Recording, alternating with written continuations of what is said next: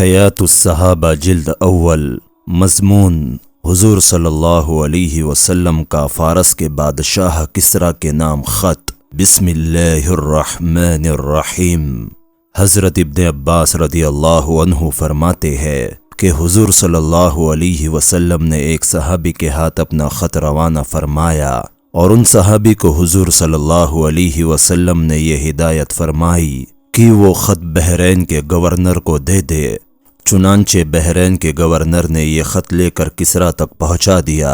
جب کسریٰ نے یہ خط پڑھا تو اس نے خط کو پھاڑ کر ٹکڑے ٹکڑے کر دیا۔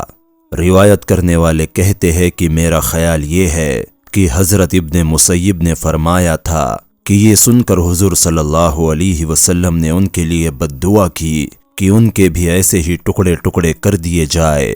حضرت عبد الرحمن بن عبد قاری رضی اللہ عنہ فرماتے ہیں کہ حضور صلی اللہ علیہ وسلم ایک دن بیان فرمانے کے لیے منبر پر کھڑے ہوئے، اللہ کی حمد و ثنا بیان فرمائی اور کلمہ شہادت پڑھا۔ پھر آپ نے فرمایا، اما بعد، میں تم میں سے کچھ لوگوں کو عجم کے بادشاہوں کے پاس بھیجنا چاہتا ہوں، اور جیسے بنی اسرائیل نے حضرت عیسیٰ علیہ السلام کے سامنے اختلاف کیا تھا، تم میرے سامنے ویسا اختلاف نہ کرنا۔ تو مہاجروں نے کہا، اے اللہ کے رسول صلی اللہ علیہ وسلم، ہم کبھی بھی آپ کے سامنے کسی چیز کے بارے میں کوئی اختلاف نہیں کریں گے، آپ ہمیں جو چاہے حکم دے اور جہاں چاہے بھیج دے۔ چنانچہ آپ نے حضرت شجاع بن وہب رضی اللہ عنہ کو کسریٰ کی اور روانہ کر دیا۔ حضرت شجاع کے آنے پر کسریٰ نے اپنے محل کو سجانے کا حکم دیا۔ اس کے بعد اس نے فارس کے بڑے بڑے سرداروں کو جمع کر کے حضرت شجاع بن وہب کو بلوایا۔ جب حضرت شجاع محل میں داخل ہو گئے تو کسریٰ نے کسی درباری کو حکم دیا کہ ان سے خط لے لے۔ حضرت شجاع بن وہب نے فرمایا کہ یہ ہرگز نہیں ہو سکتا، میں تو حضور صلی اللہ علیہ وسلم کے حکم کے مطابق اپنے ہاتھ سے خود تمہیں خط دوں گا۔ تو کسریٰ نے کہا، اچھا، پھر قریب آ جاؤ۔ چنانچہ انہوں نے آگے بڑھ کر کسریٰ کو یہ خط دیا۔ پھر اس نے ہیرا کے رہنے والے اپنے ایک منشی کو بلایا۔ اس نے حضور صلی اللہ علیہ وسلم کا خط پڑھنا شروع کیا تو خط کے مضمون میں یہ تھا، اللہ کے رسول محمد بن عبداللہ کی اور سے کسریٰ کے نام، جو فارس کا بڑا ہے۔ اس بات پر اسے بڑا غصہ آیا کہ حضور صلی اللہ علیہ وسلم نے اپنا نام اس کے نام سے پہلے لکھا ہے۔ خط کو پڑھنے سے پہلے ہی اس نے خط لے کر ٹکڑے ٹکڑے کر دیا اور حکم دے کر حضرت شجاع کو اپنے دربار سے باہر نکال دیا۔ حضرت شجاع یہ منظر دیکھ کر اپنی سواری پر بیٹھ کر چل دیے اور فرمایا، میں نے حضور صلی اللہ علیہ وسلم کا خط کسریٰ کو پہنچا دیا ہے، اب مجھے کوئی پرواہ نہیں ہے، چاہے وہ خوش ہو چاہے وہ ناراض ہو۔ روایت کرنے والے کہتے ہیں کہ جب کسریٰ کا غصہ ٹھنڈا ہو گیا تو اس نے حضرت شجاع کو اپنے پاس بلانے کے لیے ایک آدمی بھیجا۔ حضرت شجاع روانہ ہو چکے تھے، اس لیے وہاں نہ ملے۔ وہ آدمی کھوج میں ہیرا تک گیا، لیکن حضرت شجاع وہاں سے بھی آگے نکل چکے تھے۔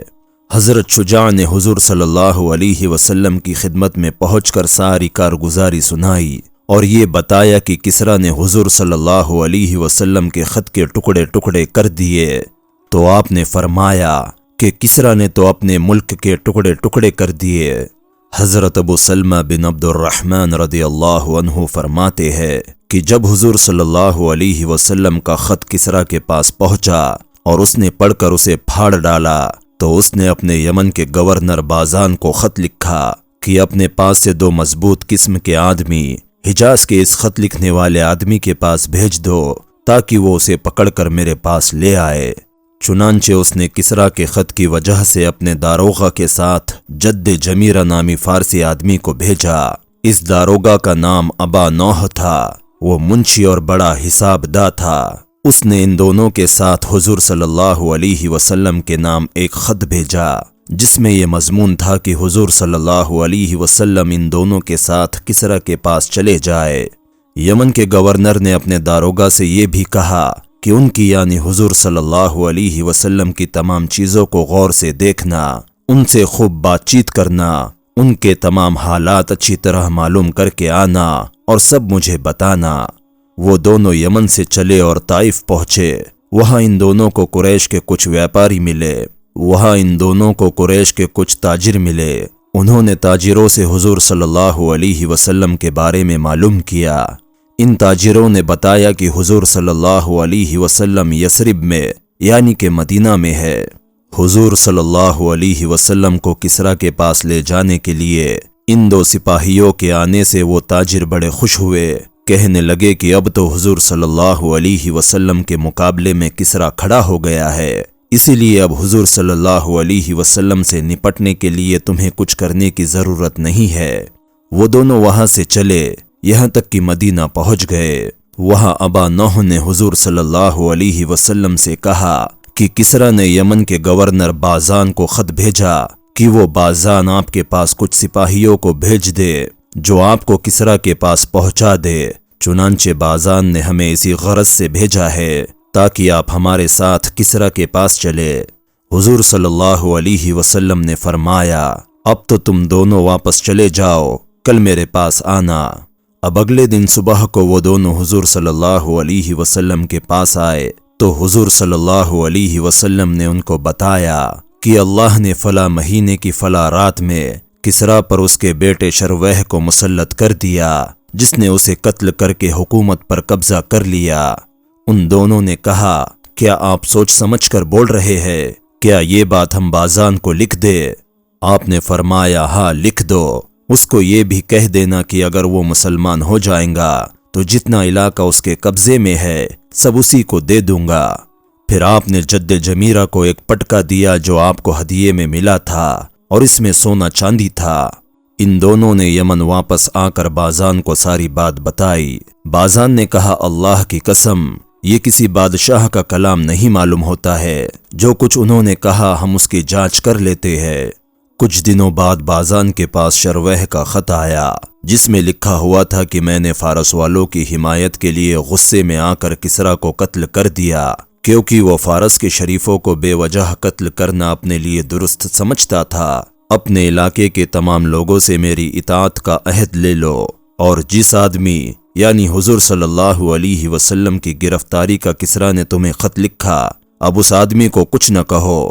جب بازان نے شرویح کا خط پڑھا تو اس نے کہا کہ یہ آدمی یعنی حضور صلی اللہ علیہ وسلم تو یقیناً اللہ کے بھیجے ہوئے نبی ہے۔ پھر وہ مسلمان ہو گیا اور یمن میں جتنے فارسی شہزادے رہتے تھے وہ بھی مسلمان ہو گئے۔ ابن اسحاق بیان کرتے ہیں کہ حضور صلی اللہ علیہ وسلم نے اپنا خط دے کر حضرت عبداللہ بن حذافہ رضی اللہ عنہ کو کسریٰ کے پاس بھیجا۔ اس خط میں آپ نے کسریٰ کو اسلام کی دعوت دی تھی۔ جب کسریٰ نے وہ خط پڑھا تو اسے پھاڑ دیا۔ پھر اس نے یمن میں اپنے گورنر بازان کو خط لکھا۔ آگے پچھلے حدیث جیسا مضمون ہے۔ اس میں یہ بھی ہے کہ وہ دونوں آدمی مدینہ پہنچے اور باب ویح نے حضور صلی اللہ علیہ وسلم سے یہ بات کہی کہ شہنشاہ کسریٰ نے نواب بازان کو خط لکھ کر یہ حکم دیا ہے کہ وہ بازان آپ کے پاس آدمی بھیجے جو آپ کو کسریٰ کے پاس لے جائے۔ اگر آپ خوشی خوشی چل دے تو میں آپ کو ایک خط لکھ کر دوں گا جو کسریٰ کے یہاں آپ کے کام آئیں گا۔ اگر آپ جانے سے انکار کرتے ہیں تو کسریٰ آپ کو اور آپ کی قوم کو ہلاک کر دیں گا اور آپ کے تمام علاقے کر دیں گا۔ آپ نے ان سے فرمایا، ابھی تو تم واپس چلے جاؤ، کل میرے پاس آنا۔ آگے پچھلی حدیث جیسا مضمون ہے۔ حضرت زید بن حبیب فرماتے ہیں کہ حضور صلی اللہ علیہ وسلم نے حضرت عبداللہ بن حذافہ رضی اللہ عنہ کو فارس کے بادشاہ کسریٰ بن ہرمز کے پاس بھیجا اور ان کو یہ خط لکھ کر دیا، بسم اللہ الرحمن الرحیم، محمد رسول اللہ کی اور سے کسریٰ کے نام جو فارس کا بڑا ہے، سلامتی ہو اس شخص پر جو ہدایت کی پیروی کرے اور اللہ اور اس کے رسول پر ایمان لائے اور اس بات کی گواہی دے کہ ایک اللہ کے علاوہ کوئی معبود نہیں اور حضرت محمد اس کے بندے اور رسول ہے۔